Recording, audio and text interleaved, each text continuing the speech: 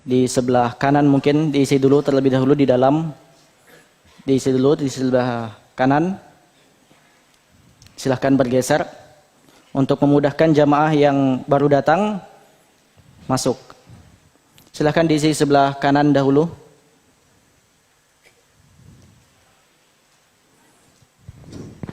Mengisi sebelah kanan, masih kosong, masih banyak. Begitupun yang jamaah ummahat, yang wanita agar mengisi, agar memberikan kesempatan bagi jamaah yang lainnya yang baru hadir. Ini masih kosong, silahkan bergeser ke kanan, biar memudahkan orang yang masuk. Geser ke kanan, sebelah kiri masjid.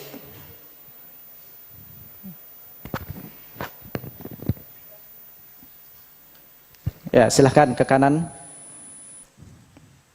Atau maju agar bisa merapat. Biar memudahkan teman-teman kita yang baru datang.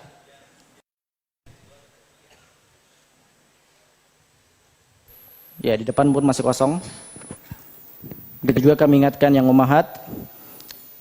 Dan yang kedua kami ingatkan kepada jamaah sekalian agar menonaktifkan handphone ataupun barang elektronik lainnya, dan juga bagi jamaah yang membawa anak-anak agar selalu dipantau, selalu berada di sampingnya agar tidak mengganggu konsentrasi jamaah yang lainnya. Dan tidak pula kami lupa mengingatkan kepada jamaah sekalian agar fokus menyimak kajian daripada Al-Ustadz Firanda Andirja, dan juga tidak lupa untuk mencatat faedah-faedah yang beliau utarakan. Untuk itu kami persilahkan kepada Fadilatul Ustadz Firanda Andirja hafizahullahu taala, falyatafaddal mashkura ma'jura. Bismillahirrahmanirrahim. Assalamualaikum warahmatullahi wabarakatuh.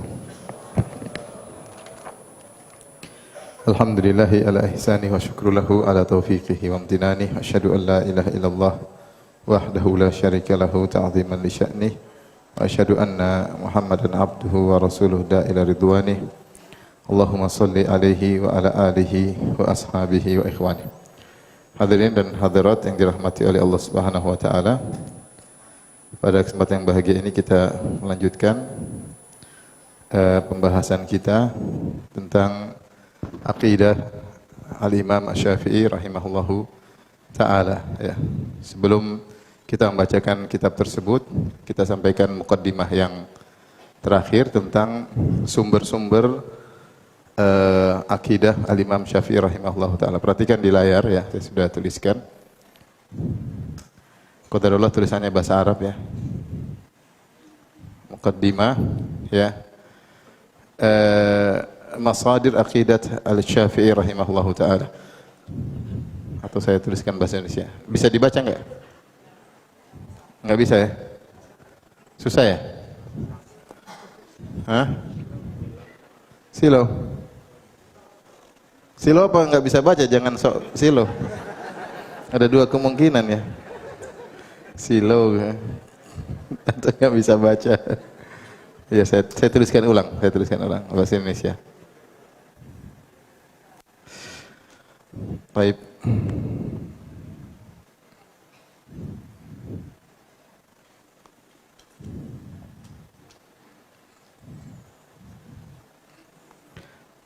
Baik, sumber akidah atau akidah Imam Syafi'i.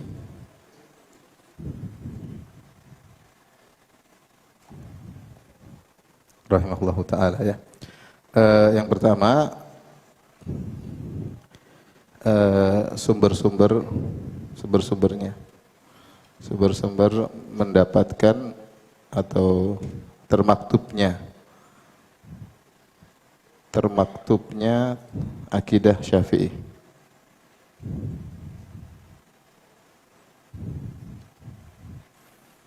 Rahimahullahu ta'ala. Maka ini ada dua model ya. Dua model. Yang pertama dari buku karya beliau langsung, dari kitab-kitab karya beliau. Dan ini ada dua buku, diantaranya kitab Al-Um. Kitab Al-Um Kemudian juga ada kitab Ar-Risalah. Ar-Risalah. Sudah kita sebutkan bahwasanya adalah kitab yang ditulis terkait dengan fikih. Terkait dengan fikih. Ar-Risalah yaitu semacam kitab usul fikih. Semacam kitab usul fikih. Ar-Risalah beliau tulis karena permintaan Abdurrahman bin Mahdi rahimahullahu taala untuk membantah ahlul bidah, maka beliau minta Imam Syafi'i untuk menuliskan buku tersebut. Maka Imam Syafi'i tulis di Baghdad, kemudian buku tersebut diantarkan ke murid Abdurrahman bin Mahdi di Al-Basrah. Tapi bukunya isinya tentang kaidah-kaidah penting dalam belajar agama. Nah, meskipun kitab adalah kitab fikih, tetapi dalam kitab tersebut ada al-masail al-mushtarakah bainal fiqhi wal aqidah. Ada permasalahan-permasalahan dalam kitab meskipun itu pembahasan fikih tapi ada terkait dengan akidah. Misalnya dalam pembahasan janaiz, ahkamul janaiz, itu ada pembahasan terkait dengan apa? Akidah. Demikian juga ada pembahasan misalnya ahkamul riddah, tentang orang-orang yang murtad, maka ini juga ada pembahasan terkait dengan akidah. Oleh karenanya meskipun dia adalah kitab fikih, namun dia juga ada keterkaitan dengan masalah akidah. Demikian juga dalam Ar-Risalah ada pembahasan-pembahasan juga terkait dengan masalah akidah. Misalnya al-ihtijaj bi sunnah, berdalil dengan sunnah, dengan qaulus sahabi. Ini semua ada dalam kitab Ar-Risalah. Dari situlah kita bisa mencuplik perkataan-perkataan Al-Imam Syafi'i rahimahullahu taala yang terkait dengan akidah. Yang terkait dengan akidah. Kemudian yang model kedua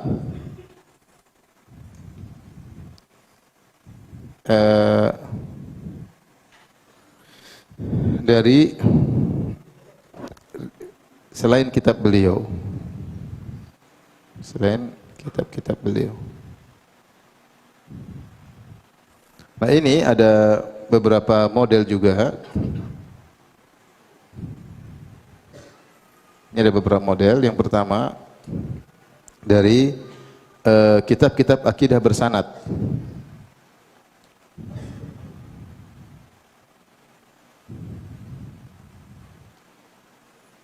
Dan ini ada beberapa, dia ada sanadnya. Ada beberapa kitab akidah bersanad yang dalam kitab akidah tersebut menukil perkataan-perkataan Imam Syafi'i tentang akidah.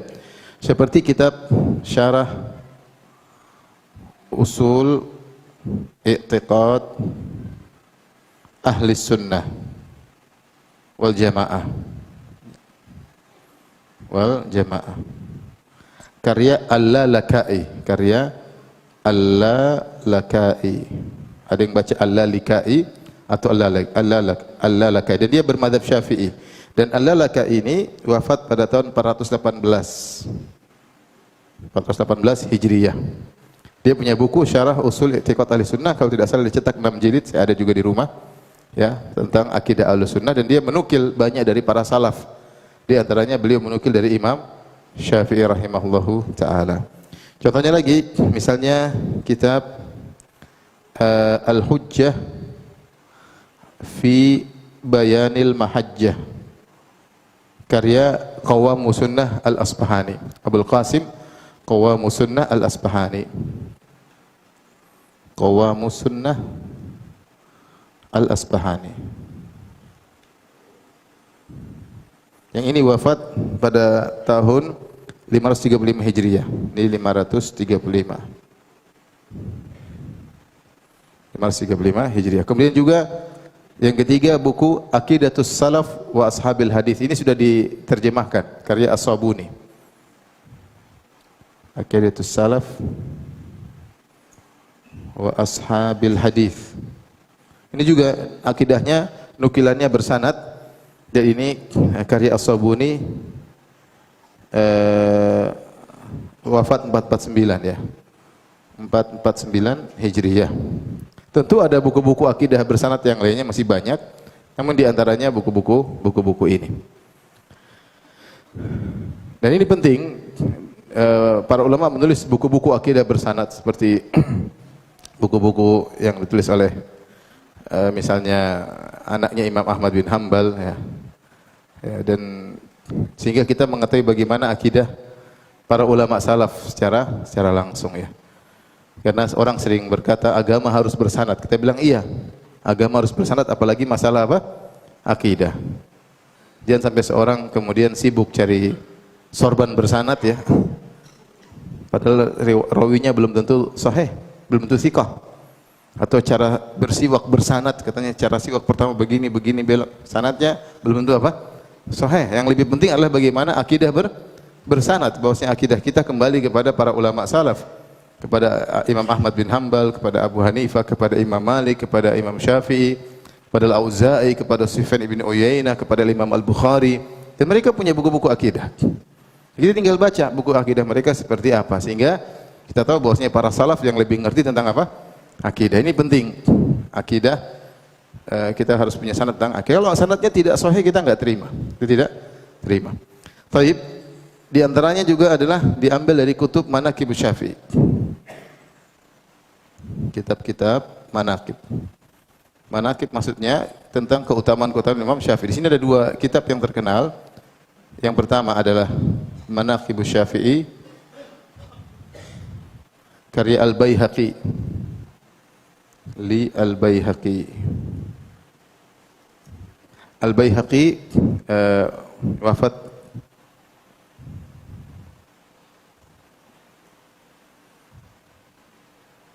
Al-Baihaqi ya. Saya tidak tahu wafatnya kapan ya. Kemudian yang kedua ada Abu Syafi'i wa Manaqibuhu. Ini lebih dahulu daripada Al-Baihaqi, karya Ibnu Abi Hatim. Abi Hatim Ar-Razi, dan ini juga bermazhab Syafi'i, ini wafat 327 Hijriah, 327 Hijriah. Ini di antara buku-buku yang juga menukil akidah Imam Syafi'i. Nanti banyak nukilannya. Kemudian kita dapati para ulama ketika menukil akidah Imam Syafi'i menukil dari kitab-kitab manaqib. Kemudian antara yang ketiga, ini lebih luas lagi, buku-buku tentang biografi. Buku-buku biografi, tarajum, kemudian sejarah dan lain-lainnya. Seperti ternyata dinukil oleh Az-Zahabi dalam kitabnya Syiar A'lam Nubala, perkataan Imam Syafi'i, atau kitab-kitab yang lainnya, dan ini juga banyak ya, menukil akidah Imam Syafi'i rahimahullahu ta'ala. Nah, dari semua ini, dua model buku ini, model pertama dan model kedua, saya belum menemukan buku khusus yang mengumpulkan perkataan Imam Syafi'i dalam satu buku, kecuali dua buku ditulis oleh ulama zaman sekarang ya. Ada dua buku khusus mengumpulkan pernyataan-pernyataan akidah, pernyataan-pernyataan Asy-Syafi'i, Imam Syafi'i tentang akidah.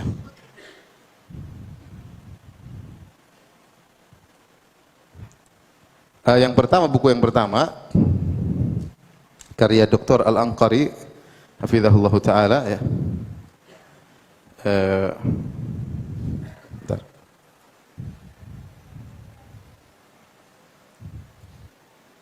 Judulnya Aqidatul Imam Syafi'i min nusus kalamihi ya. Aqidat. Ini di internet ada ya. Kalau mau di-download Imam Syafi'i min nusus kalamihi wa idahu ashabihi. Wa idah ashabihi karya Dr. Abdullah Al-Anqari, adalah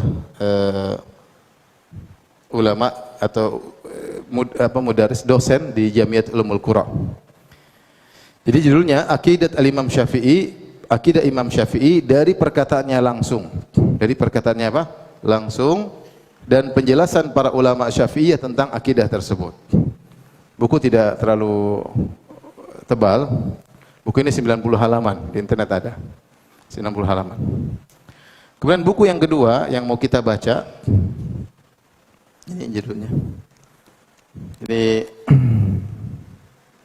139 halaman, Aqidatul Imam Syafi'i, judulnya Aqidah Al-Imam Syafi'i, kama dawwanaha fi kutubihi, kama dawwanaha fi kutubihi, au rawaha anhu talamidhuhu, au rawaha anhu talamidhuhu, yang artinya akidah Imam Syafi'i sebagaimana yang beliau tulis dalam buku-bukunya atau diriwayatkan oleh murid-muridnya. Diriwayatkan oleh murid-muridnya, ini karya Syekh Nu'man Al-Watar dari ulama Yaman, hafizahullah taala. Nu'man Al-Watar. Dua-duanya ada di internet, bisa di-download secara gratis, tinggal baca saja ya. Download dan baca. Ini kira-kira kalau kita bicara tentang sumber akidah Imam Syafi'i. Bisa paham? Coba dilihat-lihat lagi. Nggak kelihatan ya? Nggak kelihatan? Silau ya? Kalau sekarang saya percaya. Nah, yang kedua, kita pembahasan kedua, sumber-sumber akidah, pernyataan sahih atau dhaif atau begini, keabsahan pernyataan akidah Imam Syafi'i, akidah Syafi'i, Imam Syafi'i rahimahullah yang sampai kepada kita.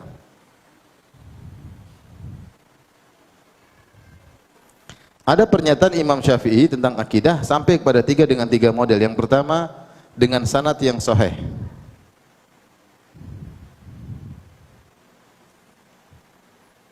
Kemudian yang kedua dengan sanad yang dhaif.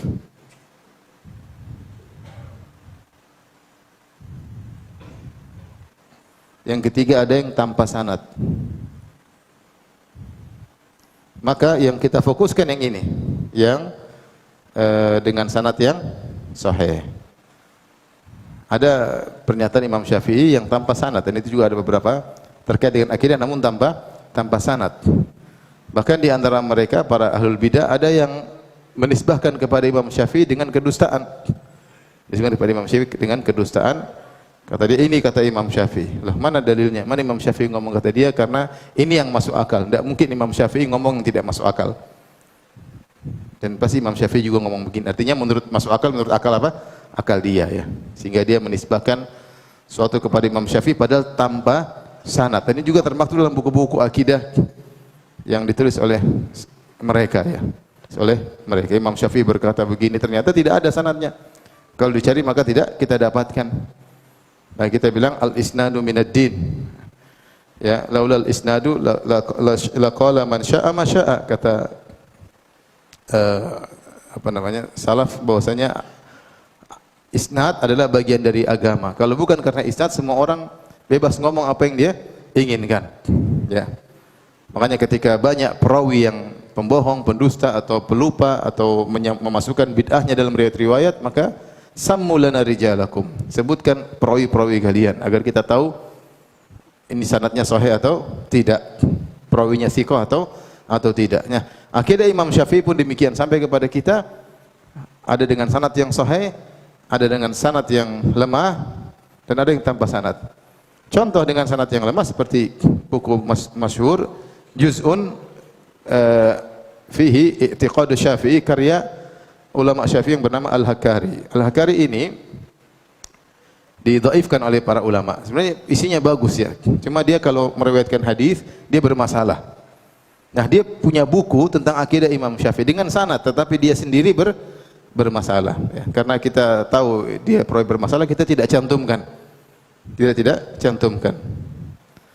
Padahal isinya bagus sesuai dengan akidah Ahlussunnah wal Jamaah. Tetapi kita fair. Ketika perawinya bermasalah tidak kita sampaikan. Faham ikhwan? Tapi ini muqaddimah, sekarang kita masuk dalam buku. Jadi yang akan kita baca yang karya Nu'man Watar ya. Jadi antara, lihat sini, antara yang dua buku khusus mengumpulkan pernyataan Imam Syafi'i tentang akidah.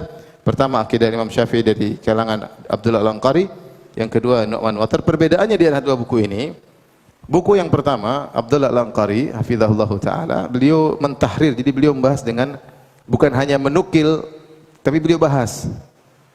Maksudnya begini, dia datangkan bukti-buktinya, penukilan dari para ulama Syafi'iyah. Jadi secara tahrir, secara pembahasan memang lebih bagus yang buku pertama. Tapi dari sisi penukilan perkataan Imam Syafi'i lebih lengkap, maka buku yang kedua yang lebih apa? Yang lebih lengkap, tanpa komentar. Cuma nukil perkataan Imam Syafi'i, kemudian dikasih derajatnya secara absahnya, sahih dengan perawi-perawinya. Jadi masing-masing punya keutamaan, sehingga butuh sebenarnya buku yang kedua yang karya Syekh Nu'man Watar ini butuh syarah. Kalau ada ulama yang bahas tentu lebih bagus lagi ya, karena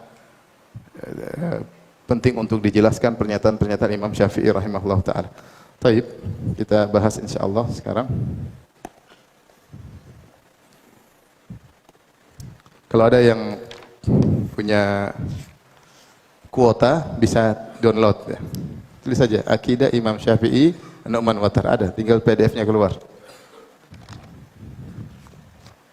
Kalau enggak punya kuota ya sudah ya.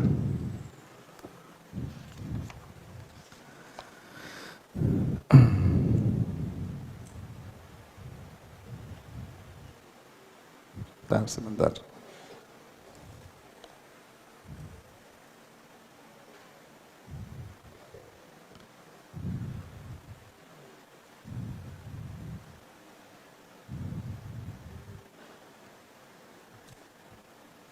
Saya sudah kirim ke panitia.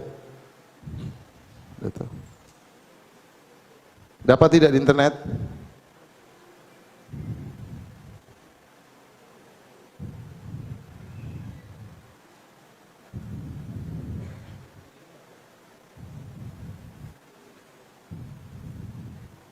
Atau Pak Windu coba masukkan ke Facebook atau ke YouTube. Baik, kita lanjutkan. Bagi yang sudah dapat silakan buka bab pertama.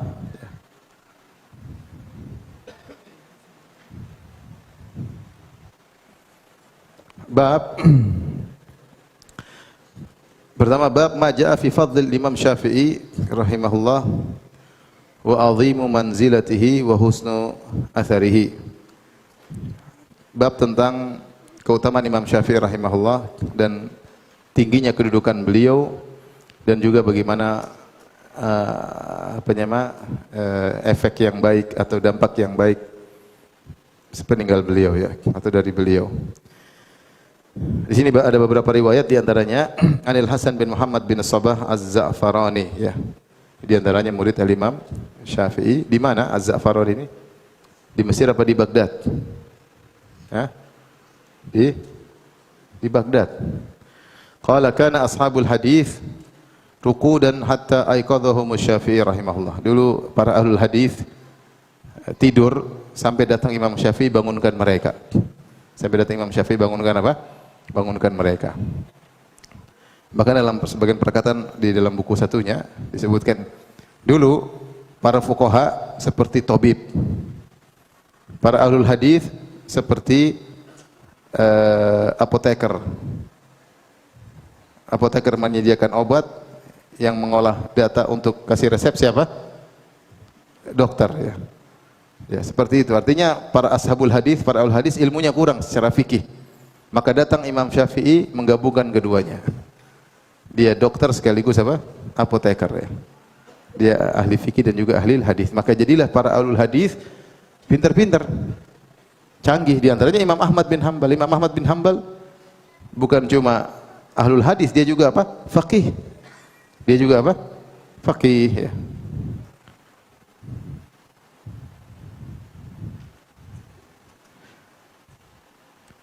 Al-Humaydi berkata, "Kunna nuridu an narudda ala ashabir ra'yi falam nuhsin kaifa naruddu alaihim."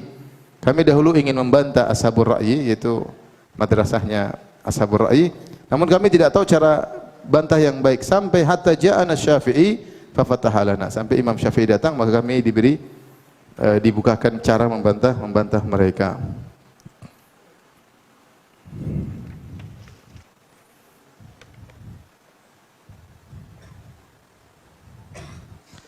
Lihat halaman 11, saya nukil-nukil sebagian aja ya. Wa an Rabi' bin Sulaiman qala sami'tu Syafi'iyya yaqul, aku mendengar Syafi'i berkata, idza wajadtum fi kitabi khilaf sunnati Rasulullah sallam faqulu bi sunnati Rasulillah sallallahu alaihi wasallam wa da'u ma qultu. Jika kalian mendapati dalam buku-bukuku ada yang menyelisih sunnah Rasulullah sallallahu alaihi wasallam, maka ambillah sunnah Nabi sallallahu alaihi wasallam dan tinggalkanlah pendapatku. Imam Ahmad bin Hanbal berkata, ma ra'aitu atba'a lil athari minasy-Syafi'i. Aku tidak pernah melihat orang yang paling mengikuti sunnah Nabi seperti Imam Syafi'i. Oleh karenanya kita tidak mendapati Imam Syafi'i berbuat bid'ah, enggak ada. Enggak ada.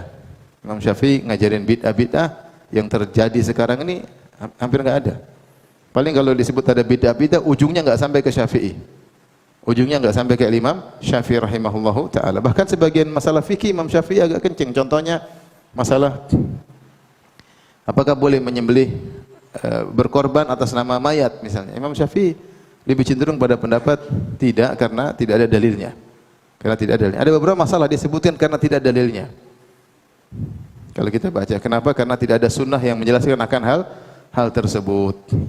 Jadi beliau sangat berpegang teguh kepada sunnah. Ya. Saya sempat kumpulkan beberapa ya,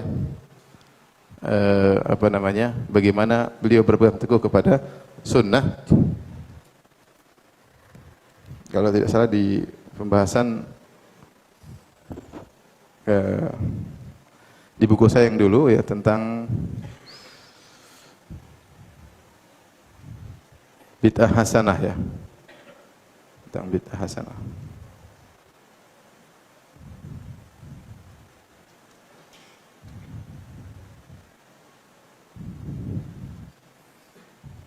Sabar ya. Sabar ke tidak? Sabar ya, harus sabar. Sebentar. La haula wala quwwata illa billah.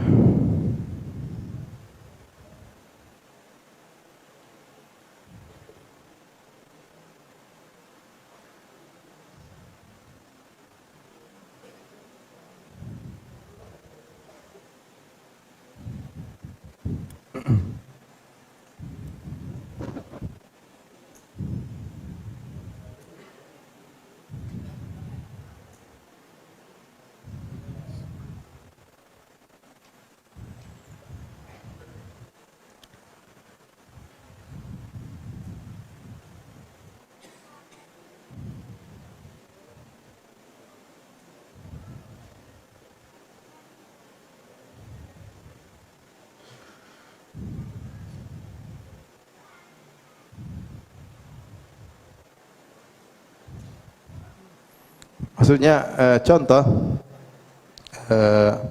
Imam Syafi'i berpendapat bahwasanya, contoh sederhana, Imam Syafi'i berpendapat mengirim pahala untuk mayat tidak sampai ya. Kenapa? Karena beliau memandang tidak ada dalilnya.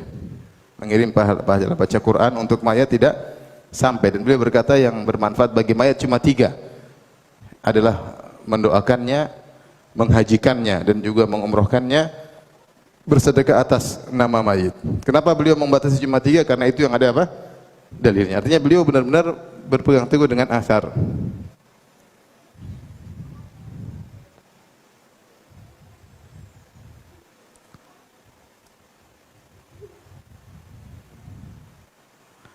Contoh lagi, beliau berkata, Imam Syafi'i dinukil oleh Abu Syamah, akrahu an yattakhidha rajulu sawma syahrin ya yukmiluhu kama yukmilu Ramadan. Aku tidak suka seorang berpuasa sebulan penuh secara sempurna sebagaimana puasa bulan Ramadan. Kenapa? Karena enggak ada dalilnya. Dia bilang enggak perlu puasa seperti bulan Ramadan. Wa kadzalika yaumin bainal ayyam. Ya. Innama karihtuhu liyata'assa rajulun jahilun fayadhun anna dzalika wajibun aw fi'lun hasan.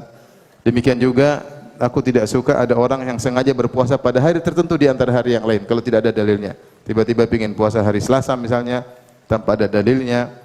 Aku tidak suka, kenapa? Karena saya khawatir ada orang bodoh ngikut, disangka itu adalah perbuatan apa? Baik. Ya. Itu dianggap itu suatu perkara yang wajib.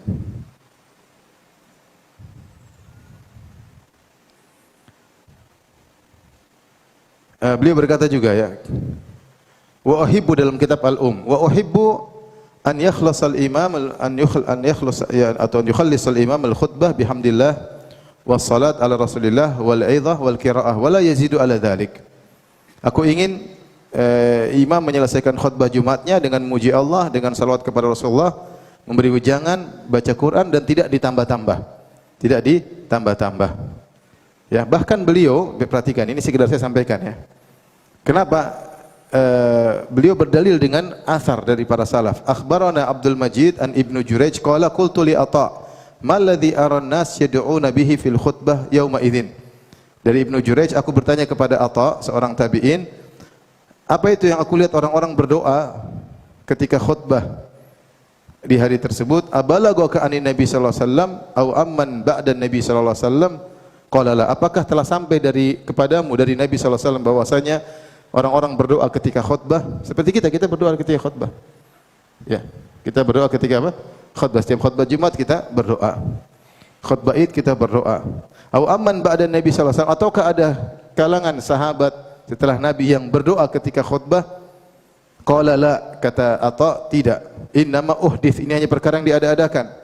Innama kanatil khutbah tadzkiran. Khutbah itu hanya untuk memberi peringatan, bukan untuk apa? Doa. Paham? Qala Syafi'i fa in da'a li ahadin bi ainihi aw ala ahadin karihtuhu wa lam takun alaihi i'adah. Kalau dia mendoakan seseorang secara khusus dalam khutbahnya, mendoakan kebaikan atau keburukan, maka aku tidak suka hal tersebut. Namun dia tidak perlu mengulangi apa? Tidak perlu mengulangi khutbah. Maksud saya Imam Syafi'i berpendapat tidak pakai doa kalau khutbah.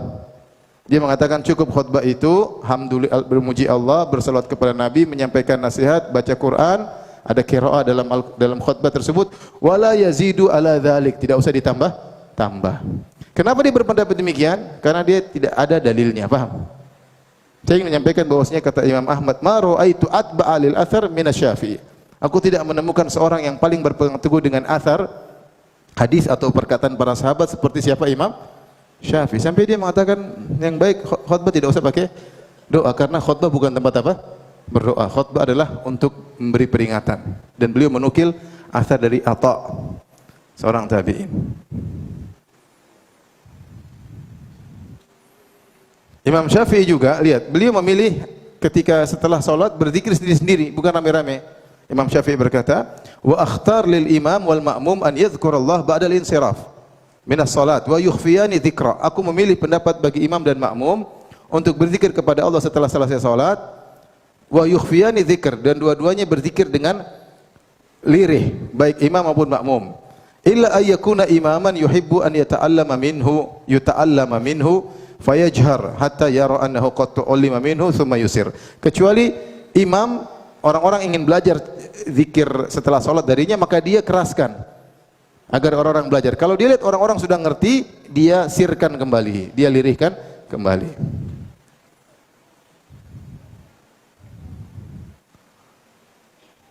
Kenapa beliau berpendapat demikian? Karena riwayat. Kata beliau, wa ahsabuhu innama jahara qalilan liyata'allaman nas minhu. Karena ada riwayat-riwayat Nabi berzikir dengan suara keras. Kata Imam Syafi'i, menurut saya Nabi SAW ketika dalam riwayat berzikir dengan suara yang keras adalah agar untuk orang belajar dari beliau. Wa dzalika li anna 'amatar riwayat allati katabnaha ma'a hadza wa ghairiha laisa yuzkaru fiha ba'da taslim tahlil wala takbir. Kenapa? Karena kebanyakan riwayat yang sampai kepada kami tentang setelah salat tidak ada tahlil, tidak ada takbir. Wa qad yuzkar annahu dzakara ba'da salat bima wasaftu wa yuzkar insirafuhu bila dzikrin. Namun ada sebagian riwayat setelah salat beliau berzikir sedikit, dan disebutkan juga setelah salat beliau tidak ada zikir. Ini paling banyak datang kepada kami riwayat Rasulullah setelah salat tidak ada zikir yang diperdengarkan. Wa dzakarat Ummu Salamah muktsahu wa lam yadhkur jahran wa ahsabuhu lam yamkuth illa liyadhkura dzikran ghairu jahrin. Dan Ummu Salamah menyebutkan Rasulullah SAW setelah salat beliau berdiam. Namun Ummu Salamah tidak menyebutkan Nabi berzikir dengan zikir yang keras. Maka menurutku tidaklah Nabi setelah salat berdiam sebentar kecuali untuk berzikir, tapi zikir yang tidak keras. Paham maksud saya? Atau saya ulangi lagi? Jadi Imam Syafi'i berpendapat setelah sholat zikir pelan, tidak usah apa? Keras. Kenapa? Karena menurut dia riwayat datang yang banyak sampai kepada beliau rata-rata menyebutkan Nabi setelah sholat, tidak ada disebutkan Nabi setelah itu apa? Zikir dengan keras-keras. Bahkan Imam Salamah ketika meriwayatkan Nabi setelah sholat duduk sebentar di tempat duduk sholatnya, setelah sholatnya Ummu Salamah radhiyallahu anha tidak menyebutkan Nabi berzikir dengan keras. Terus buat apa Nabi duduk sebentar? Tidak lain dia untuk berzikir, namun zikirnya tidak keras. Adapun hadis-hadis riwayat yang menunjukkan Nabi terkadang zikir keras adalah untuk mengajarkan kepada para sahabat. Paham maksud saya? Maksud saya Imam Syafi'i tidak sebebas-bebas ngomong. Boleh, hukum asal boleh, kenapa tidak boleh? Kalau makan hukum asal boleh. Kalau ibadah hukum asal itu tidak demikian. Terikat dengan apa? Dalil. Ini semua perkataan Imam Syafi'i.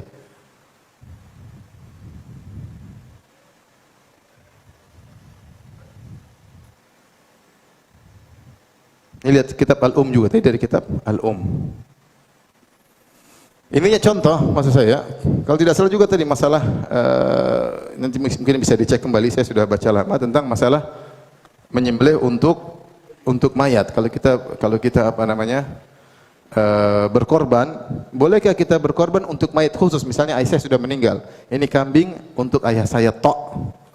Ini boleh atau tidak? Dalam mazhab Syafi'i dua pendapat. Ada yang mengatakan boleh dikiaskan dengan sedekah, ada yang mengatakan tidak boleh karena tidak ada dalilnya. Karena tidak ada dalilnya dan ibadah menyembelih beda dengan ibadah sedekah. Dua hal yang berbeda. Kalau sedekah boleh atas nama mayat, kalau sembelih ini ibadah tersendiri, kita menyembelih itu ibadah, sedekah urusan kedua. Menyembelih atas nama mayat ini butuh dalil. Ketika Imam Syafi'i tidak memandang ada dalilnya, dia memandang tidak dianjurkan. Paham? Jadi Imam Syafi'i, antum cari-cari bid'ahnya, coba sebutkan sama saya apa bid'ah yang dilakukan Imam Syafi'i. Banyak di antara mereka menyebutkan Imam Syafi'i ketika bersolawat di awal kitab Ar-Risalah, coba, beliau bersolawat kepada Nabi dengan salawat yang panjang.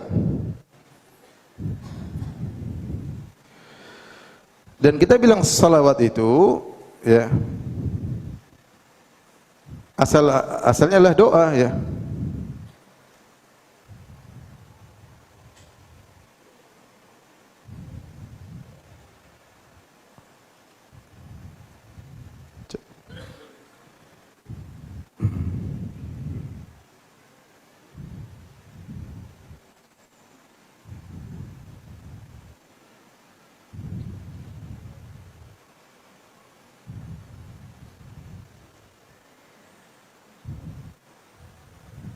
Saya lupa dalam salah satu kitabnya, apa risalah atau yang lainnya, beliau bersalawat kepada Nabi SAW dengan salawat yang indah, yang memang Nabi tidak pernah mengucapkan dengan salawat tersebut. Para sahabat juga tidak pernah mengucapkan dengan salawat tersebut. Kita bilang salawat itu hukum asalnya adalah doa, dan doa seorang boleh berdoa dengan doa apapun. Ya, makanya Imam Syafi'i dalam beberapa pendapatnya mengidekan sebaiknya doanya begini, sebaiknya doanya begini. Faham?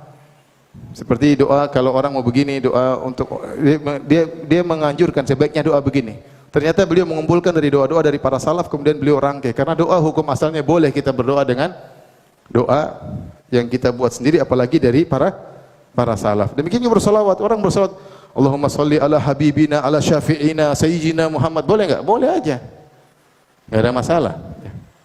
Alal mukhtar al mujtaba, boleh, ya.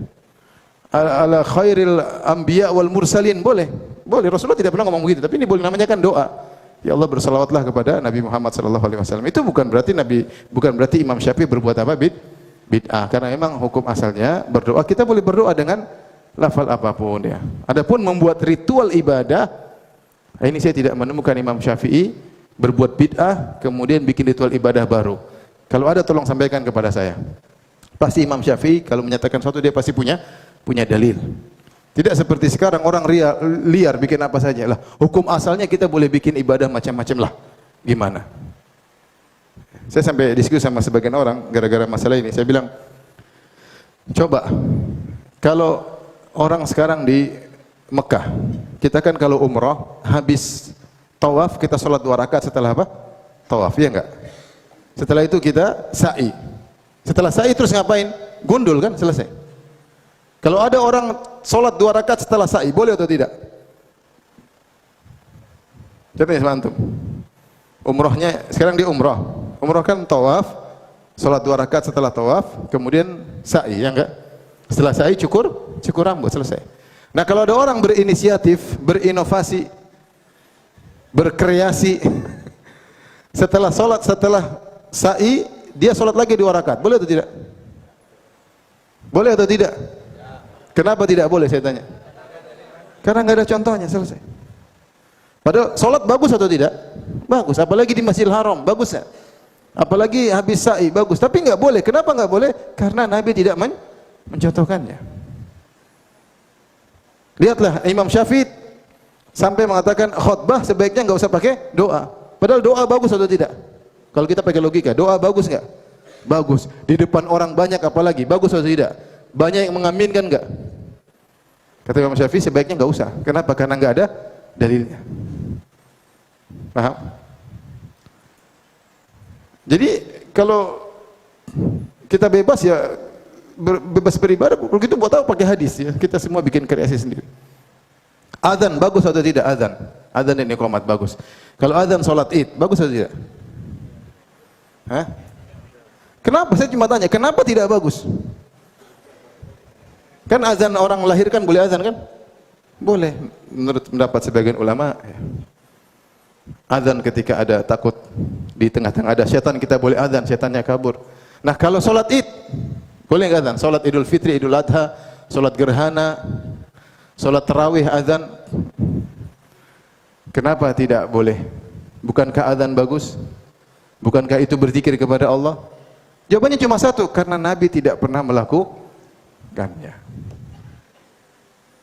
Ibnu Umar ketika mendengar seorang bersin, Hashim, alhamdulillah, kemudian assalatu wassalamu ala Rasulillah, bersalawat. Ditegur, enggak ada. Bersalawat bagus, tapi bukan jangan kau pas-pasin ketika wahing, ketika bersin. Kita bersalawat kapan saja dianjurkan enggak? Tapi salawat itu bukan zikir bersin. Hashim, alhamdulillah, salatu wassalamu ala Rasulillah. Bagus atau tidak bersalawat? Bagus. Tapi kalau bersalawat dijadikan zikir bersin? Tidak. Karena Rasulullah SAW tidak pernah mencontohkannya. Tapi baca Al-Fatihah bagus atau tidak? Bagus. Kalau kita habis bersin baca Al-Fatihah, Hashim, alhamdulillahirabbil alamin, arrahmanir rahim, maliki yaumiddin, iyyaka na'budu wa iyyaka nasta'in, ihdinas siratal mustaqim, siratal ladzina an'amta 'alaihim ghairil maghdubi 'alaihim waladdallin, amin. Bagus atau tidak? Enggak. Karena itu bid'ah. Paham? Jadi maksud saya, Imam Syafi'i, kata Imam Ahmad, ma ru'aitu atba' lil athar min asy-Syafi'i. Aku tidak melihat orang paling berpegang teguh dengan athar, sunnah maupun perkataan para sahabat seperti Imam Syafi'i rahimahullahu taala.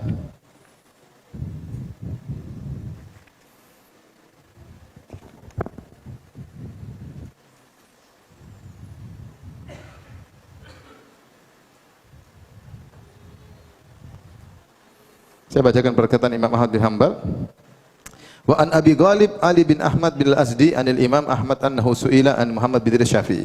Imam Ahmad pernah ditanya tentang Imam Syafi'i. Qala Ahmad, dia memuji Imam Syafi'i. Dia berkata, laqad manna Allahu alaina bihi. Laqad kunna ta'allamna kalamal qaum. Sungguh Allah telah memberi karunia kepada kami. Kami dahulu belajar perkataan para ulama, wa katabna kutubahum, dan kami menulis perkataan para fuqaha, para ahli hadis. Hatta qadima alaina Syafi'i, sampai Imam Syafi'i datang kepada kami, maksudnya di Baghdad. Falamma sami'na kalamahu alimnahu annahu a'lamu min ghairihi. Tatkala kami dengar penjelasan Syafi'i, kami tahu dia adalah orang yang paling cerdas, paling berilmu daripada yang lainnya. Wa qad jalasnahul ayyam wal layaliya fama ra'ayna minhu illa kulla khairin. Kami telah bermujalasah, belajar kepada Imam Syafi'i berhari-hari, bermalam-malam, dan kami tidak melihat dari beliau kecuali kebaikan. Qala Abu Ghalib, sang perawi, berkata, ketika Imam Ahmad memuji Imam Syafi'i, ada yang nyeletuk. Faqala lahu rajulun, Ada yang berkata, "Ya Aba Abdullah, fa inna Yahya bin Ma'in wa Aba Ubaid la yardayanihi." Wahai Ahmad, wahai Imam Ahmad, sungguhnya dua ulama yang lain, Yahya bin Ma'in dan Abu Ubaid, tidak suka dengan Imam Syafi'i. Yakni fi nisbati iyyahu ila tasyayyu'. Mereka mengatakan Imam Syafi'i terpengaruh dengan tasyayyu', dengan Syiah. Tasyayyu' di sini maksudnya mendahulukan Utsman, mendahulukan Ali daripada Utsman, bukan Syiah model sekarang ya. Maksudnya tasyayyu' itu artinya mendahulukan Ali daripada siapa? Utsman.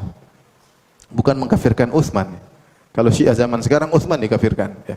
Tasyayyu' muncul di awal itu mendahulukan Ali daripada siapa?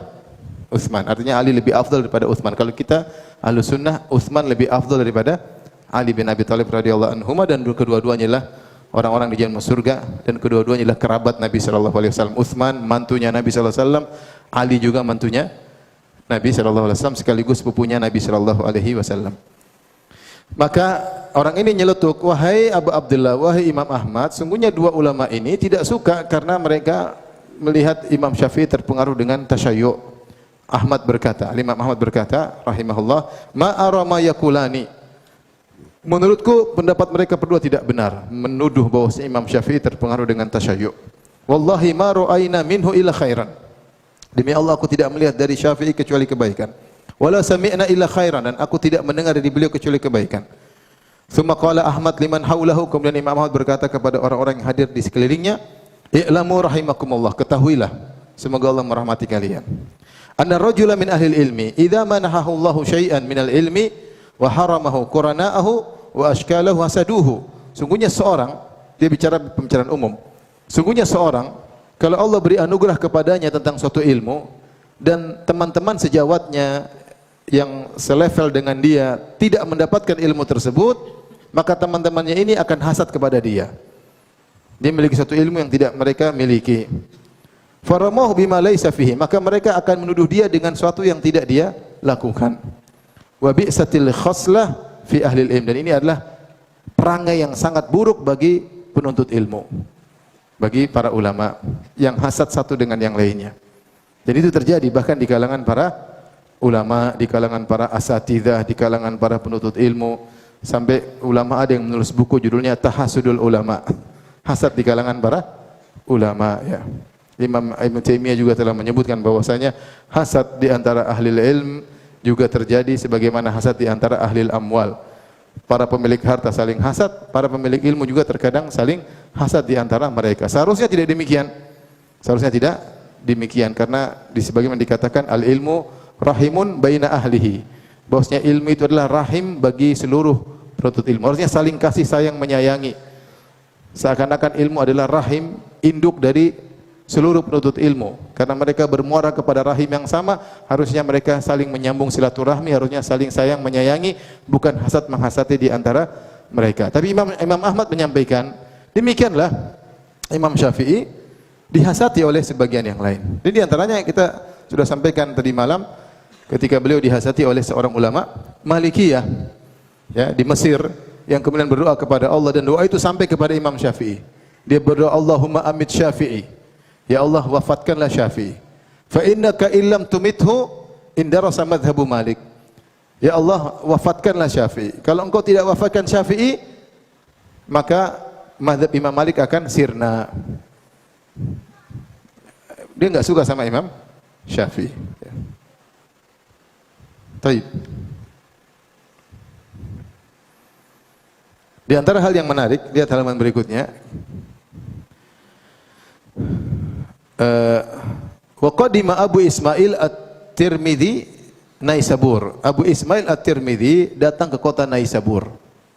Wa kana indahu kutubu Syafi'i anil Buwaiti, dan dia bawa buku-buku riwayat buku Imam Syafi'i dengan riwayat Al-Buwaiti. Al-Buwaiti muridnya, sudah kita jelaskan tadi malam.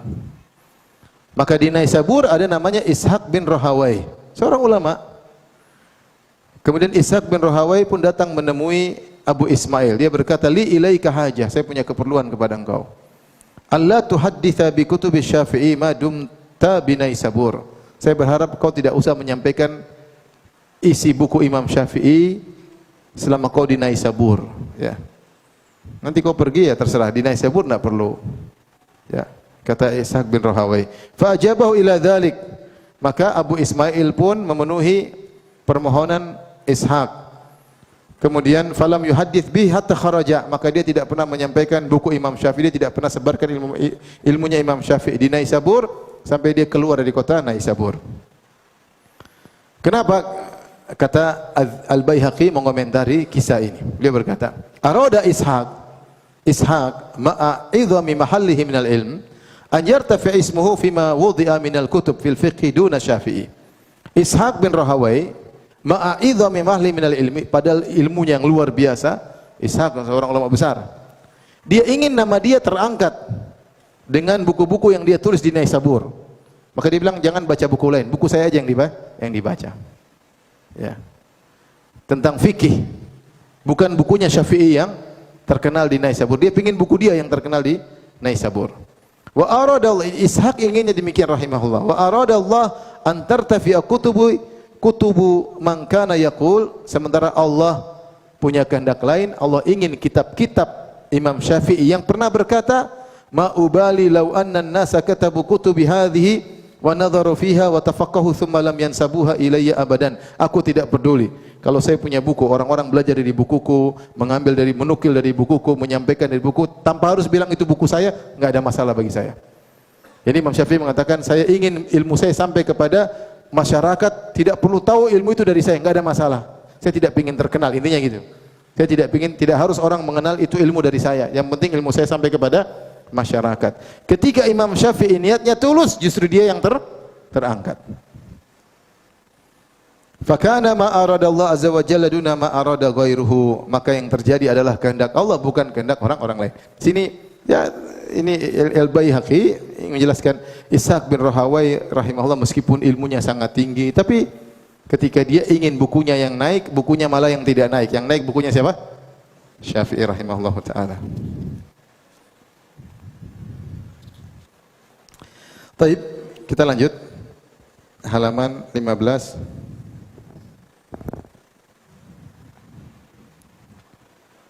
Masih kuat atau mau minum air putih dulu sebentar? Masih kuat? Masih. Baik. Atau ada yang bertanya mungkin biar enggak hang? Ada yang bertanya? Antum enggak bertanya sudah dari kemarin kan? Ada yang bertanya? 1-2 pertanyaan? Ya, silakan.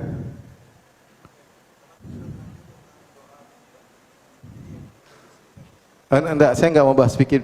Tadi tentang doa khutbah, kita tidak bahas fikihnya ya. Fikih yang rajih, yang benar ada doa atau tidak. Cuma saya ingin sampaikan bahwasanya Imam Syafi'i berpegang teguh dengan apa? Dengan athar. Ketika dia tidak menemukan athar bahwasanya khutbah merupakan tempat doa, maka beliau memandang tidak perlu apa? Doa. Ada hadis-hadis tentang Nabi doa ketika khutbah seperti ketika khutbah Jumat itu karena istisqa. Nabi SAW doa minta diturunkan apa? Hujan. Rasulullah Allahumma aghithna. Tapi itu kondisi yang jarang. Ketika ada yang datang minta doa baru Nabi doakan. Tetapi yang dibahas oleh Imam Syafi'i merutinkan doa ketika khutbah Jumat atau khutbah Id. Kenapa beliau berpendapat demikian? Karena beliau berpegang teguh dengan apa? Athar. Ini terlepas dari pembahasannya boleh atau tidak, sunnah atau tidak. Saya cuma ingin menjelaskan sisi bagaimana Imam Syafi'i berusaha berpegang teguh dengan athar. Ketika dia tidak mendapati athar dari para salaf bahwasanya khutbah dijadikan tempat doa, maka dia tidak menganjurkan. Dia tidak menganjurkan. Tapi dia mengatakan seandainya ada orang yang mendoakan ketika khutbah, maka tidak perlu mengulangi khutbah. Khutbah sah-sah saja. Masalah dianjurkan atau tidak. Tapi ada lagi yang bertanya? Ya.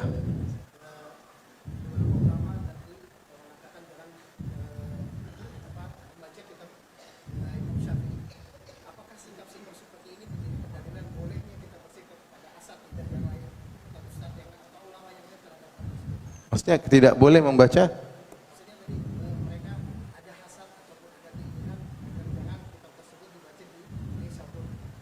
Terus kaitannya dengan kita apa? Kaitannya apakah boleh seseorang mempunyai sikap yang sama seperti itu? Saya nggak paham. Maksudnya ada orang zaman sekarang melarang apa? Sikapnya yang tadi seperti Ishaq Rahawai. Yang dia tidak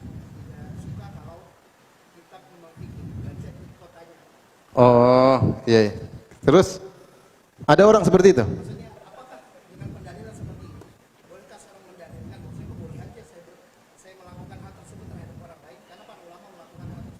Oh, karena melarang. Saya melarang sebagaimana Ishak melarang. Ishak tidak melarang, dia datang baik-baik. Dia bilang saya pingin. Kalau bisa jangan baca bukunya di sini. Dia tidak melarang. Saya punya hajat. Dia datang dengan sopan. Ya, mungkin dia punya pandangan lain. Mungkin kalau kita husnudzon, dia pingin cari pahala. Dia pingin bukunya sampai dulu agar dia. Ini kan pendapat Baihaqi yang mengatakan Ishak ingin bukunya naik. Tapi kalau kita punya pandangan lain, mungkin kita husnudzon kepada Imam Ishaq bin Rahawai. Dia ingin dia dapat pahala. Ya sudah, itu buku nanti aja. Mungkin kelasnya tinggi. Buku saya dulu lah. Mungkin begitu ya. Kita bisa aja. Ya Allah alam bisawab, itu urusan hati. Ya. Intinya semua kelihatan kepada maslahat. Ada buku-buku yang mungkin belum saatnya dibaca ya. Karena namanya ilmu dibaca apa? Yang ilmu-ilmu ringan sebelum ilmu-ilmu yang berat. Tapi kita lanjutkan bahasan berikutnya. Kita masuk pada, kalau tadi tentang kuthan Imam Syafi'i, kita masuk pada bab yang berikutnya. Bab ma ja'a lil Imam Syafi'i rahimahullahu taala fi qoulihi ta'ala wa ma khalaqtul jinna wal insa illa liya'budun.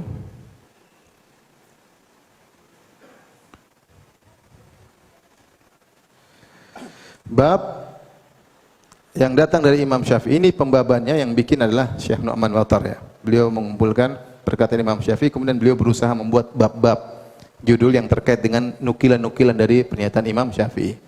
Paham ya? Jadi yang bikin babnya siapa? Penulis ya. Tentang perkataan Imam Syafi'i terhadap firman Allah, wa ma khalaqtul jinna wal insa illa liya'budun. Tidaklah kuciptakan jin dan manusia kecuali untuk beribadah kepadaku. Apa kata Imam Syafi'i mengomentari ayat ini? Qala rahimahullahu taala, qala Allah tabaraka wa taala, Allah berfirman, wa ma khalaqtul jinna wal insa illa liya'budun. Tidaklah kuciptakan jin dan manusia kecuali untuk beribadah kepadaku. Ai khalaqallahu al-khalqa li ibadatihi. Liya'budun, beliau jelaskan dengan zahirnya Allah menciptakan makhluk untuk beribadah kepada siapa? Kepada Allah Subhanahu wa taala. Bahwasanya liya'budun maknanya adalah untuk beribadah kepada Allah Subhanahu wa taala, bukan untuk yang lainnya. Dan ini sangat tegas sekali bahwasanya tujuan kita diciptakan oleh Allah adalah untuk beribadah kepadanya. Tinggal kita renungkan sejauh mana kita menjalankan tujuan tersebut. Makanya di antara nasihat para ulama agar kita bisa menerapkan ayat ini, di nasihat dari Syekh Abdul Karim Al-Khudair hafizahullah taala, agar kita bisa menerapkan ayat ini sehingga seluruh kehidupan kita untuk ibadah, maka orientasi kita selalu akhirat, niat kita selalu akhirat, apapun yang kita lakukan. Ingat perkataan Mu'adz bin Jabal, inni la ahtasibu naumati kama ahtasibu qaumati, yang kita nukilkan tadi malam. Kata Mu'adz bin Jabal, sungguhnya aku berharap dapat pahala dari tidurku sebagaimana aku berharap dapat pahala dari salatku. Faham? Saya bangun salat malam, saya ingin dapat pahala, ketika saya tidur pun saya niatkan untuk dapat apa? Pahala. Tadi kita semalam kita sebutkan Imam Syafi'i jazza'al lail thalathan.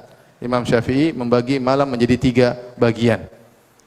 Malam juz'un yaktubu fihi al-ilma, sebagian malam dia untuk nulis fikih atau nulis ilmu, sebagian malam dia buat salat malam, sebagian malam dia buat tidur. Dan Imam Zahabi mengomentari tiga-tiganya adalah ibadah. Ya, salat jelas ibadah. Nulis ilmu juga apa? Ibadah. Tidur pun untuk apa? Ibadah. Nah, dari min khilal hadza, dari hal ini, maka kita berusaha dalam setiap tindakan kita cari pahala agar kita benar-benar bisa menjalankan ayat ini. Wa ma khalaqtul jinna wal insa illa liya'budun. Tidaklah kuciptakan jin dan manusia kecuali untuk beribadah kepadaku. Maksud saya, jadikanlah setiap detik-detik yang kita lewati semuanya ibadah. Ketika kita kerja, kita niatkan saya ingin berjihad mencari nafkah buat anak, istri, ya.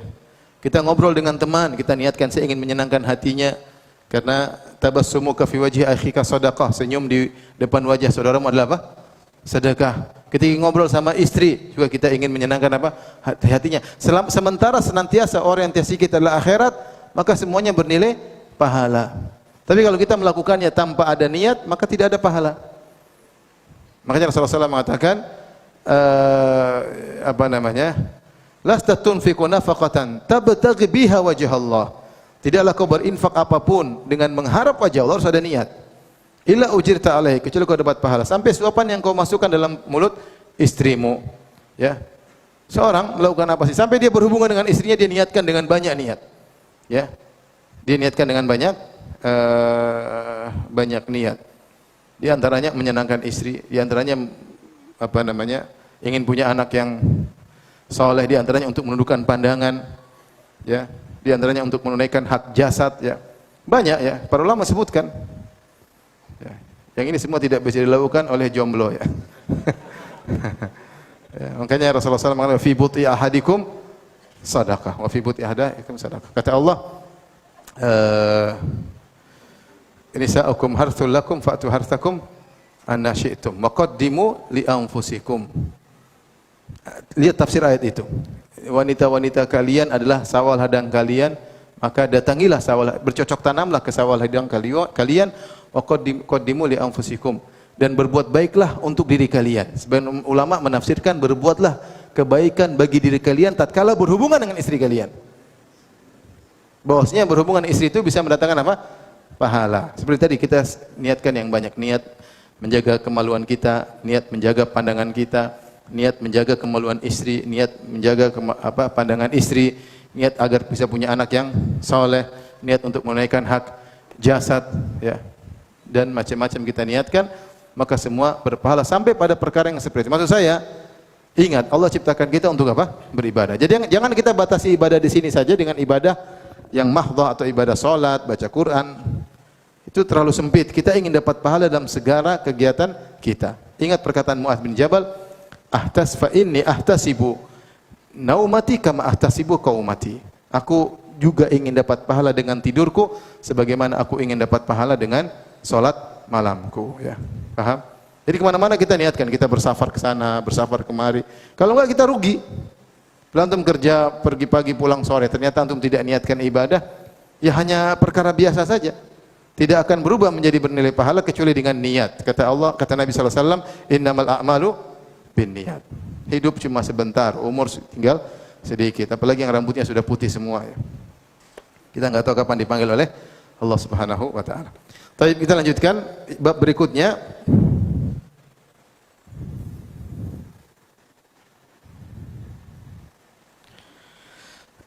Bab ma ja'a anil Imam Syafi'i rahimahullahu taala fi anna Nabi sallallahu alaihi wasallam 'allama ummatahu tauhid. Kata Syekh Nu'man Watar hafizahullah taala, bab tentang penjelasan Imam Syafi'i bahwasanya Nabi sallallahu alaihi wasallam mengajarkan tauhid kepada umatnya.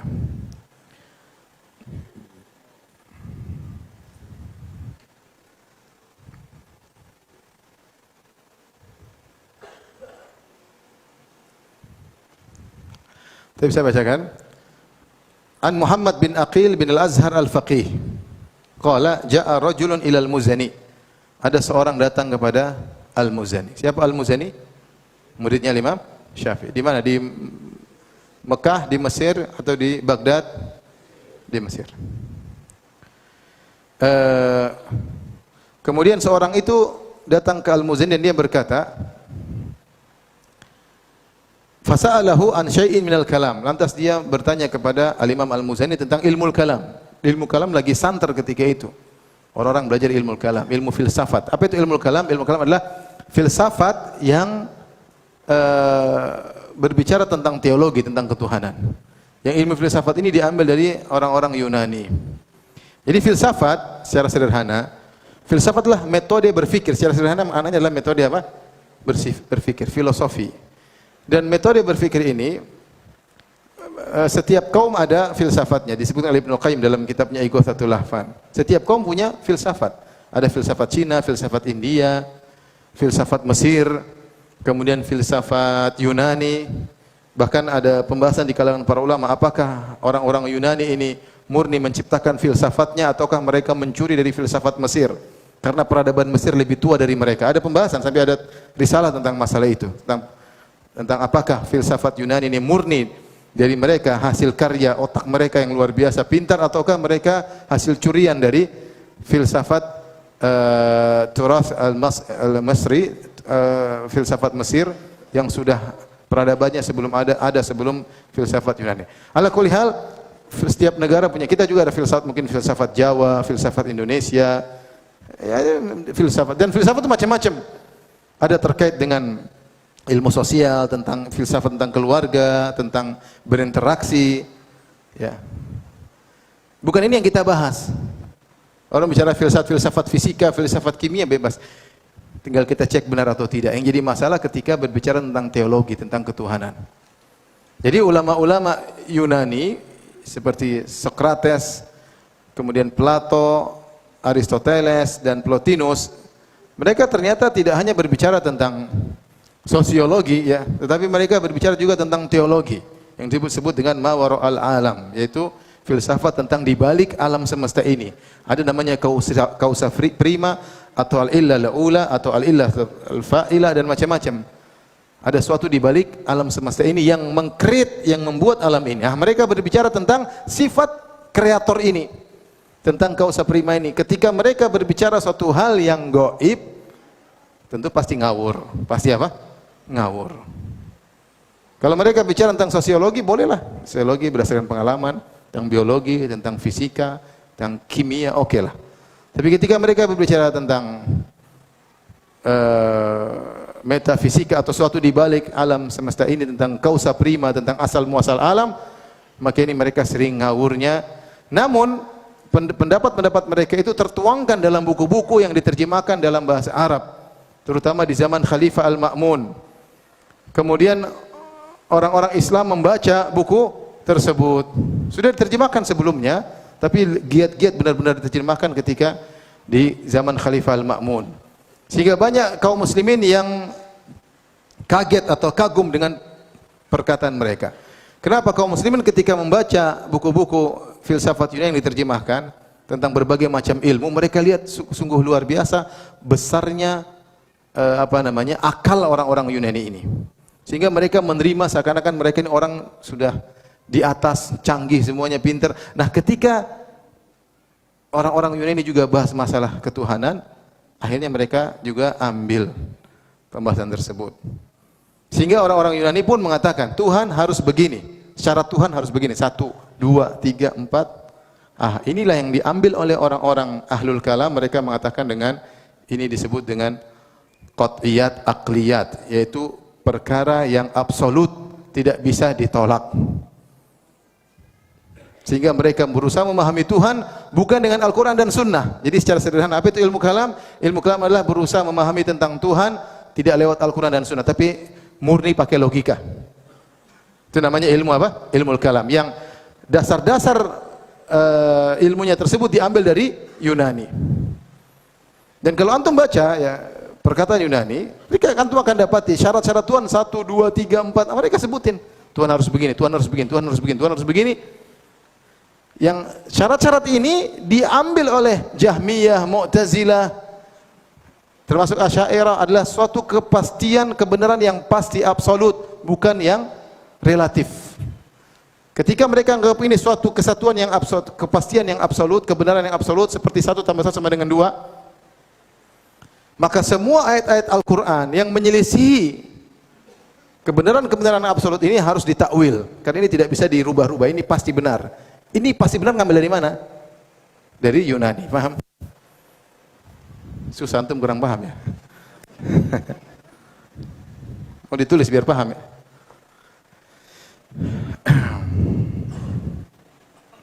Jadi namanya apa? Ilmu al-kalam. Ilmu al-kalam, yaitu memahami. Enggak kelihatan ya? Sama aja ya? Kelihatan? Enggak. Memahami atau pembicaraan tentang Allah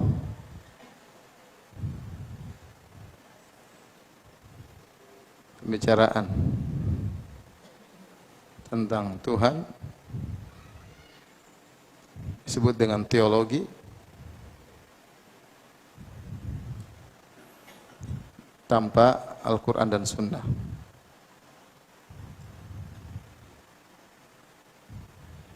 Tapi metode berpikir murni metode akal. atau berpikir. Ya. Nah, inilah yang metode ini mereka diambil dari yang dasar-dasarnya, dasar-dasar ilmu kalam,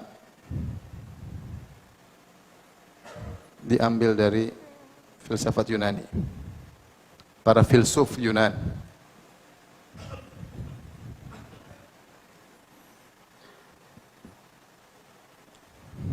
Dari filsuf Yunani. Makanya kalau kita baca pendapat misalnya Plato beda dengan Aristoteles, Plato dibantah Aristoteles, teorinya tentang Tuhan dibantah oleh Plotinus, dan mereka saling bantah-bantahan.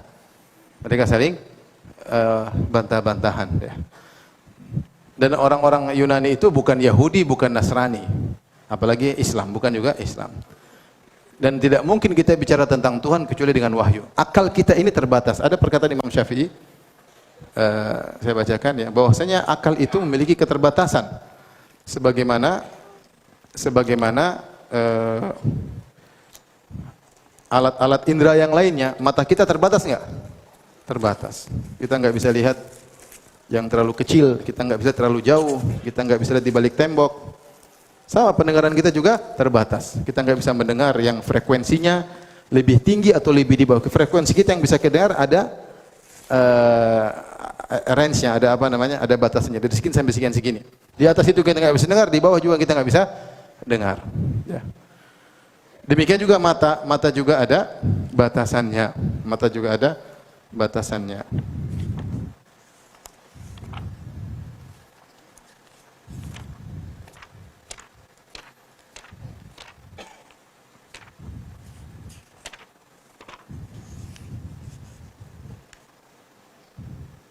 Kata Imam Syafi'i rahimahullah dalam kitabnya, ada dinukil oleh Ibnu Abi Hatim dalam kitabnya Adabus Syafi'i wa Manaqibuhu, inna lil aqli haddan yantahi ilaihi. Sungguhnya akal itu punya batasan yang dia tidak bisa melebihinya. Kama anna lil basari haddan yantahi ilaihi, sebagaimana mata juga punya batasan. Akal ini enggak bisa berpikir sejauh yang kita enggak mampu. Karena akal kita terbatas. Nah, akal ini bisa berpikir tentang Tuhan secara global.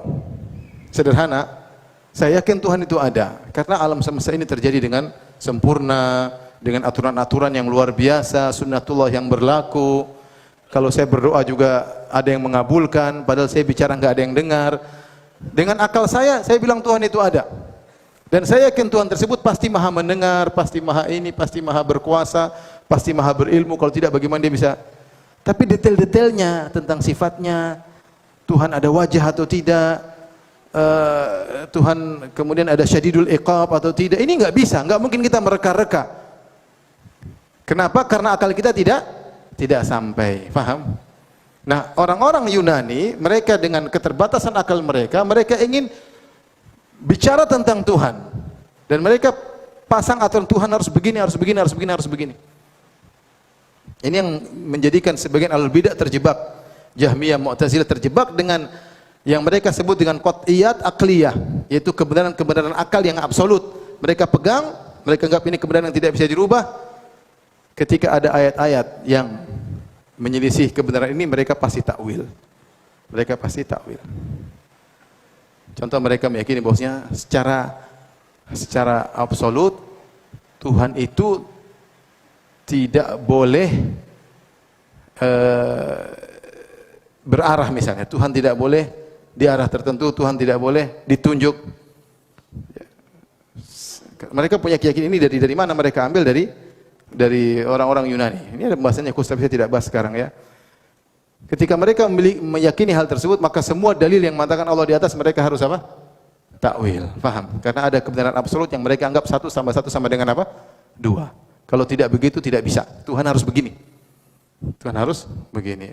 Nah, akhirnya mereka belajar tentang agama melalui ilmu kalam. Taib. Ini sekedar sedikit tentang ilmu kalam. Kita lanjutkan. Ada seorang datang kepada Al-Muzani. Al-Muzani murid Imam Syafi'i. Fasalu an syai'in minal kalam. Dia bertanya tentang ilmu kalam, ilmu mantik. Faqala ini akrahu hadza. Kata Al-Muzani, aku benci ilmu ini.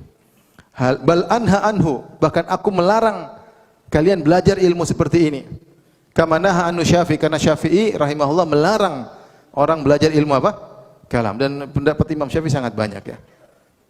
Kalau kita mau nukil juga banyak ya. Imam Syafi'i mengatakan hukumanku bagi orang yang belajar ilmu kalam dipukul pakai pelepah korma. Baik. Kemudian laqad sami'tu Syafi'i yaqul, kata Al-Muzani, aku mendengar Imam Syafi'i pernah berkata, su'ila Malik anil kalam wa tauhid. Imam Malik pernah ditanya tentang ilmu kalam dan tentang ilmu tauhid. Ilmu kalam ini santer di zaman itu. Ilmu baru yang dulu tidak ada di zaman Nabi, tidak ada zaman para sahabat, tidak ada. Orang baca buku-buku ilmu kalam berusaha mengenal Tuhan bukan dengan Al-Qur'an dan sunnah. Ada metode berfikir yang mereka ambil dari Yunani. Kemudian Imam Syafi'i berkata, Imam Malik pernah ditanya tentang ilmu kalam dan tauhid. Faqala Malik, jawaban Imam Malik, muhalun an yudhanna bin Nabi sallallahu alaihi wasallam annahu 'allama ummatahu al-istinja'a wa lam yu'allimhum tauhid. Mustahil Nabi dipersangkakan kepada Nabi bahwasanya Nabi sallallahu alaihi wasallam mengajarkan umatnya tentang istinja, adab buang air besar, adab masuk WC keluar WC. Lantas Nabi tidak mengajarkan tauhid. Mustahil, Nabi pasti ngajarin tauhid. Wa tauhid maqala Nabi sallallahu alaihi wasallam. Dan tauhid itu begini loh, artinya dia ingin menyampaikan Imam Malik, kalau ilmu kalam itu penting pasti Nabi ajarkan, paham? Kalau kamu tidak bisa mengenal Tuhan kecuali dengan ilmu kalam, pasti Nabi ajarkan ilmu kalam. Wong Nabi aja ngajarkan cara apa? Istinja, adab istinja, ada buang hajat, ada berhubungan dengan istri. Rasulullah ajarkan bagaimana ilmu kalam yang menurut kalian sangat penting, yang itu berisi kebenaran-kebenaran absolut yang bukan relatif tapi pasti, yang kalian tidak bisa mengenal Tuhan kecuali dengan cara ini. Masa Nabi tidak ajarkan? Maka Imam Malik mengatakan Nabi pasti mengajarkan tauhid. Kalau Nabi mengajarkan, Nabi pasti mengajarkan akidah. Kalau Nabi ajarkan adab istinja, Nabi pasti ajarkan tauhid. Dan tauhid itu adalah bukan ilmu kalam, kata Imam Malik. At-tauhid maqalahu Nabi sallallahu alaihi wasallam. Tauhid adalah apa yang diucapkan oleh Nabi sallallahu alaihi wasallam. Umirtu an uqatilan nasa hatta yaqulu la ilaha illallah. Aku diperintahkan untuk memerangi manusia sampai mereka berkata la ilaha illallah. Fa in qaluha asamu minni dima'uhum. Atau apa namanya? Ya, kalau asamu minni dima'ahum. Kalau mereka mengucapkan la ilaha illallah, maka darah mereka terjaga dan harta mereka terjaga, illa bihaqqiha, kecuali dengan haknya. Wa hisabum 'ala Allahi azza wa jalla, dan hisab mereka kembali kepada Allah. Fama usima bihi damu wal malu fahuwa haqiqatut tauhid. Maka segala perkara yang menjadikan harta dan darah haram ditumpahkan, itulah tauhid. Bukan ilmu kalam tapi apa? Tauhid. Jadi perhatikan, Al-Muzani ditanya tentang ilmu kalam. Al-Muzani berkata, aku mendengar Syafi'i berkata. Imam Syafi'i menukil dari Imam Malik. Imam Malik, guruku, pernah ditanya tentang ilmu kalam. Dia bilang tidak ada ilmu kalam, yang ada cuma ilmu apa? Tauhid. Ilmu tauhid yaitu tadi, yang bisa menjadikan darah dan harta orang haram untuk ditumpahkan, yaitu la ilaha illallah. Sudah selesai. Ngapain ilmu kalam? Ya, ilmu kalam. Makanya kalau antum baca buku-buku Mu'tazilah dan Asy'ariyah, maka pembahasan yang mereka bahas pertama ilmu kalam tentang Tuhan, bahwasanya alam terdiri atas jasad, jism dan a'rad. Kemudian a'rad begini terbagi macam-macam, ajsam terdiri atas begini-begini sampai kepada jauharatul fard itu adalah yang bagian terkecil, kalau terus jadi begini jadi jism dan macam-macamnya. Masalah hayis, pembahasan detail yang subhanallah. Sampai kata Ibnul Jauzi, dia menukil perkataan salaf, menurut kamu Abu Bakar dan Umar tahu enggak tentang ini? Tentang jauharatul fard, tentang a'rad, tentang ajsam. Tentu tidak pernah dengar istilah begini. Kalau gitu, ridholah dengan akidah yang diyakini oleh Abu Bakar dan Umar. Abu Bakar dan Umar tidak perlu tahu hal tersebut, bisa beriman kepada Allah dan bisa beribadah kepada Allah. Dan kaum muslimin dari dulu sampai sekarang demikian, alhamdulillah. Antum mengerti? Pernah dengar jauharatul fard? Enggak pernah kan? Baru pertama kali dengar kan? Kalau antum belajar di akidah Asy'ariyah, antum harus tahu hal ini. Apa itu jauharatul fard? Apa itu a'rad? Apa itu ajsam? Biar antum tahu Tuhan itu ada. Subhanallah, rumit. Ini karena terpengaruh filsafat Yunani. Ya. Tauhid sederhana. Ya. Tauhid adalah la ilaha illallah. Nabi SAW ketika berdakwah, di hadapan Nabi orang berbagai macam model. Ada orang-orang dari kota Madinah, ada dari Arab Badui dengan berbagai macam suku-sukunya, ya. Ada orang baru masuk Islam, mungkin dari Romawi, dari Persia baru masuk Islam. Rasulullah sampaikan tauhid yang bisa dipahami oleh seluruhnya, ya. Bukan dengan ajsam, a'rad, jauharatul fard. Kemudian ada al-aqwan, al-arba'ah. Enggak ada seperti itu. Jadi mereka membuat akidah menjadi rumit dan sulit. Padahal akidah mudah dipahami. Dari sinilah kenapa kita tahu Imam Syafi'i membenci dengan ilmu kalam. Tidak suka dengan ilmu filsafat. Ya, karena membuat orang menjadi rancu, bahkan akhirnya menjadi ragu tentang Tuhannya.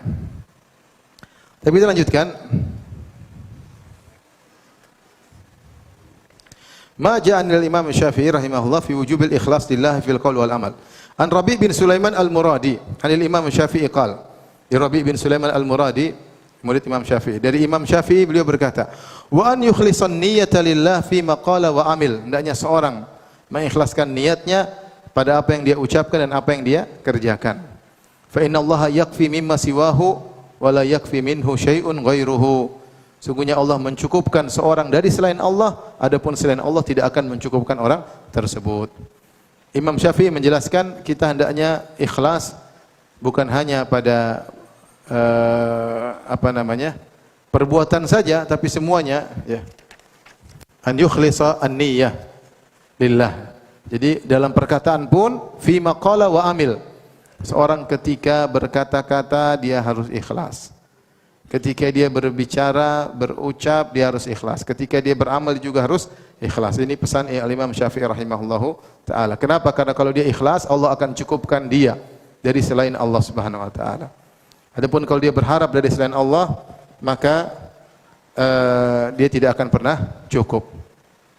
Ini nasihat penting dari Imam Syafi'i.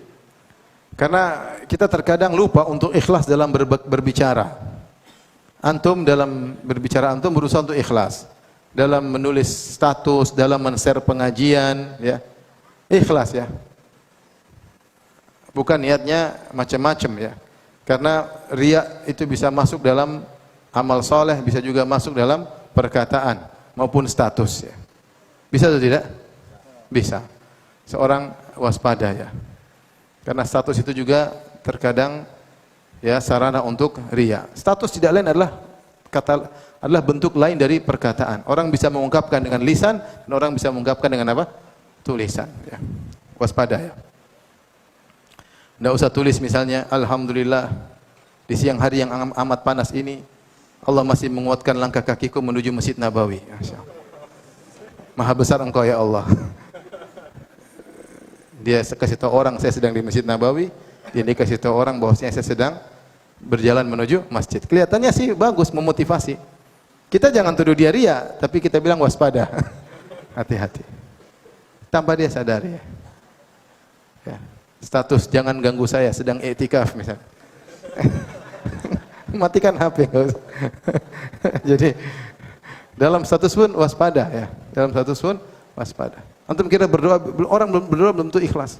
Ada berdoa mejeng, ada berdoa pingin disorting doanya. Ya Allah, Engkau sebenarnya kita belum tahu. Doa itu ibadah yang sangat agung, tapi bisa orang riya dengan doa tersebut. Ingat, saya tidak menyuruh antum menuduh orang lain. Saya menyuruh antum tuduh diri sendiri. Ketika antum berkata-kata, ikhlas atau tidak, atau jadi penjilat, hati-hati, ya. Jadi ikhlas bukan cuma hanyalah perbuatan, bahkan perkataan pun harus ikhlas, kata Imam Syafi'i rahimahullah ta'ala. Di antara cerita yang menakjubkan cerita tentang Ibnu Rajab Al-Hambali. Ibnu Rajab Al-Hambali, dia lagi kumpul sama murid-muridnya. Maka dia menyampaikan materi yang luar biasa. Murid-muridnya kagum, dia tafsil, perinci dan macam-macam. Kemudian dia diundang di majelis pejabat, majelis amir atau majelis pejabat. Berkumpullah dia dengan para fuqaha, para ahli fikih yang lainnya. Maka sang amir atau sang pejabat tersebut menyampaikan satu permasalahan yang baru saja dia bahas di hadapan apa? Murid-muridnya. Dan murid-muridnya telah mendengar jawabannya dengan jawaban yang terperinci yang luar biasa. Ketika dilemparkan permasalahan tersebut di hadapan para fuqaha, semua mulai bicara. Tapi Ibn Rajab Al-Hambali tidak bicara. Dia tidak ngomong, dia diam aja. Dia tidak menunjukkan bahwasanya dia tahu, dia diam aja. Murid-muridnya melihat hal tersebut. Ketika keluar dari majelis, muridnya bertanya, "Wahai guru, kenapa engkau tadi tidak jawab? Kita baru bahas tadi." Kata gurunya Ibn Rajab Al-Hambali, yang tadi kita bahas di majelis kita itu adalah lillah. Itu karena apa? Allah. Di depan Amir, wallahu alam. Wallahu alam. Intinya bagaimana para ulama mereka ketika berbicara mereka pun waspada. Niatnya sudah benar atau tidak. Karena pembicaraan pun bisa masuk riya di dalamnya. Dan wasiat saya untuk saya pribadi sering berdoa, ya, doa agar kita ikhlas, ya. Doa yang diajarkan Nabi sallallahu alaihi wasallam, ya. Allahumma inni a'udzubika an usyrika bika syai'an a'lamuhu wa astaghfiruka lima la a'lamu. Ya Allah, aku mohon perlindungan kepada Engkau dari kesyirikan yang aku sadari maupun kesyirikan yang tidak aku sadari. Demikian juga doanya Umar, diriwayatkan dari Umar berdoa, Allahumma ja'al amali kullahu salihan waj'alhu liwajhika khalisan wa la taj'alhu li ahadin fihi syai'an wa la taj'al li ahadin fihi syai'an. Ya Allah, jadikanlah amalku seluruhnya amal yang saleh, perkataanku, perbuatanku, dan jadikanlah amalku seluruhnya untuk mencari wajah-Mu ya Allah, bukan mencari wajah manusia, tapi mencari wajah Allah Subhanahu wa taala. Wala taj'al li ahadin fihi syai'an, dan jangan kau jadikan seorang pun masuk dalam niatku dalam amal tersebut. Saya ingin amalku murni untuk Engkau.